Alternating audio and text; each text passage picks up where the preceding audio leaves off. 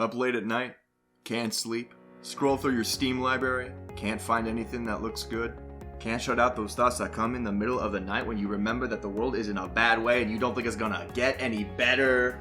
Want to play a game and take your mind off all that nonsense, but you can't buy Armored Core 6 because you already live in paycheck to paycheck and eating on that rice and beans diet? We got you covered. 5 games, $5 a pop, only at Little Cheshire's. There's never been a time in human history in which it's been this easy to buy a game and play it, which is great. Unfortunately, it's also never been easier to buy something and end up with a product that is vastly different or significantly worse than you anticipated. Whether that's Johnny AAA slapping a fresh coat of paint on a dumpster fire and shipping it off, or a soulless asset flip passing itself off as an earnest indie project. The current market is buyer beware. If you end up with a piece of garbage, that's on you. Even with Steam's incredibly forgiving return policy, most people either don't have the time or don't want to put in the effort to sift through infinite piles of garbage to find the gems in the rough.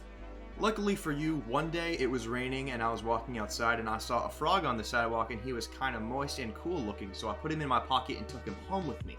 And together, me and that frog have gone through Steam and found 10 games that are $5 or less. No sales, no free to play, no microtransactions, honest to God cheap ass games that are good and worth the $5. I'm doing 5 here on my channel, he's doing 5 on his, and we're like mixing and matching, so you'll see him in his video. It's chill. I put my favorite in his video, so make sure to go check that out, but I also put my second favorite at the end of this video, so please also watch this one. Don't just leave and watch his. I would be so sad. His are in this video too, and they're also, just watch them both. You ever play Slender the 8 Pages? You ever play one of those horror games that makes you run through a maze while you're being chased by a spooky creature and you're like, oh god, fuck, oh shit, god damn? That's the genre of game that this is.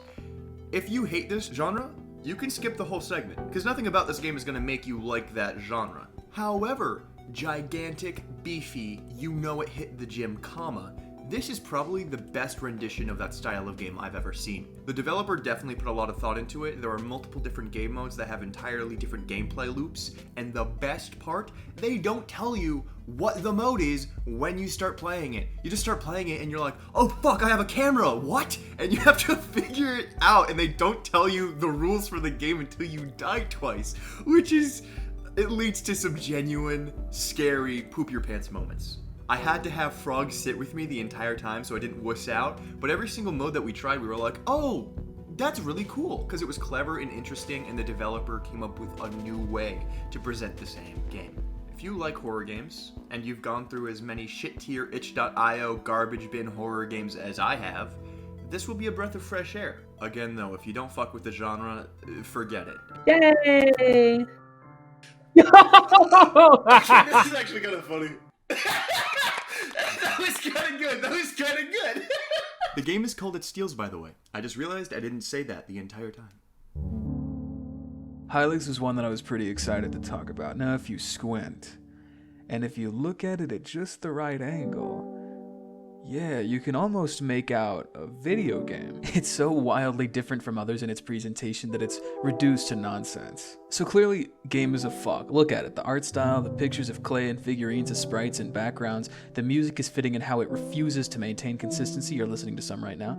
The dialogue is pretty similarly nonsensical. There are, however, enough consistencies in the visuals and story to let you understand what you're doing, just not why you're doing it. Eventually, those crazy visuals just become sort of white noise. You tune it out and you start to see what the characters see. Almost. It never becomes that mundane, but you do start to roll with it if you spend enough time with it. I'd almost consider this strictly an art piece, but you can see that there is a game wriggling around here with competent mechanics and structure. I haven't said it, but you can see it. It's a turn-based RPG and it has all the generic trimmings of 1-2. Equipable items, currency, unlockable abilities, status effects, and you actually need to pay attention to do well in fights. I don't think this is going to be the most meaningful game to some people in some respects, but it's awe-inspiring to me that someone bothered to make something like this. I'm eager to get to the next NPC to see what fucking garbage they have to say. Next enemy location, whatever that looks like. Even if it doesn't matter, I still want to do it. It's like this game reduces a turn-based RPG down to its core elements. You're looking at gobbledygook, but you know you're playing a video game, and a pretty competent one at that too. It's a fascinating game, and it's more than worth the $3 asking price, especially at roughly 3 hours of content.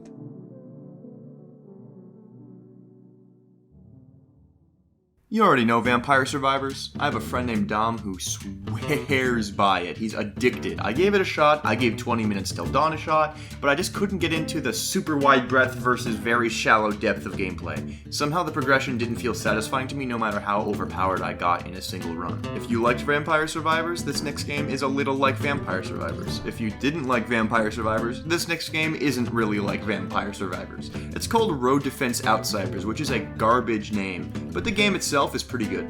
To sum it up in a couple sentences, it's that top-down horde combat situation. You kill enough enemies, you get enough points to level up.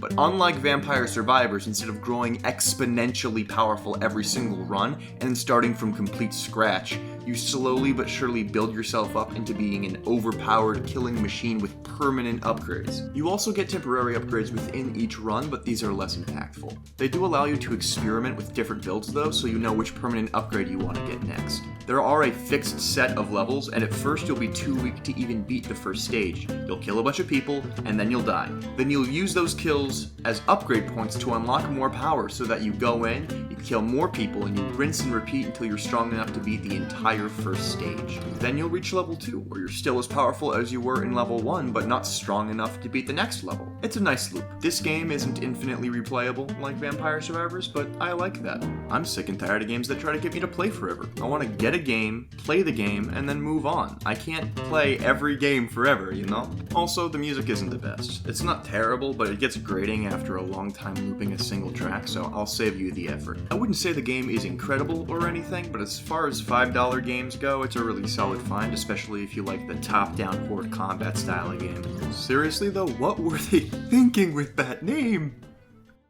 Pony Island. If you've seen my Inscription video, then you know some shit about this game and its creator, Daniel Mullins. It's got simple pixelated graphics and some great tracks. You're currently listening to my favorite, Sanctuary. Mullins is a big fan of making meta-narratives and sewing world-building secrets into his games that are nearly impossible to access the first time through. Pony Island was his first commercial success and started the trends found in his other games. Now, I can't give you much beyond that without spoiling, but I can say that it's a runner as well as a puzzle game. The gameplay of both of these elements evolved beyond its original complexity to tell a fun and mysterious story.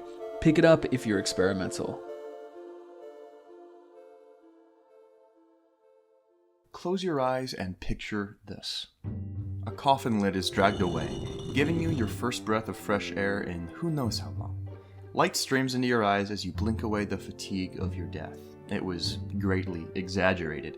Surrounding you are a handful of grotesque and pitiful creatures that know nothing but violence. You know two things. First, that you need weapons and armor. 2, you're going to sow utter chaos. Now that might be the opening to Doom 2016, or not. Close your eyes again.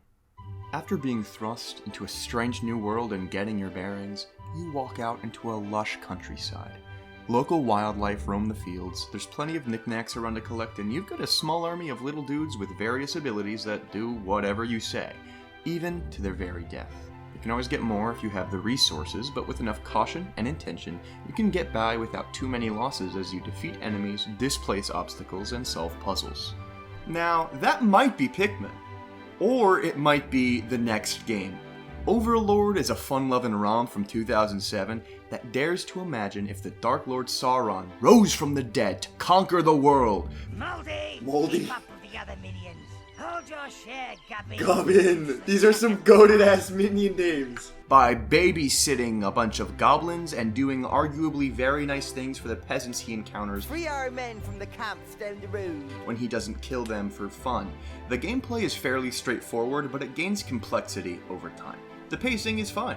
You're not going to get the 2020s bombastic action set pieces, and the lip sync is fucking Muppet tier, but the game is just good.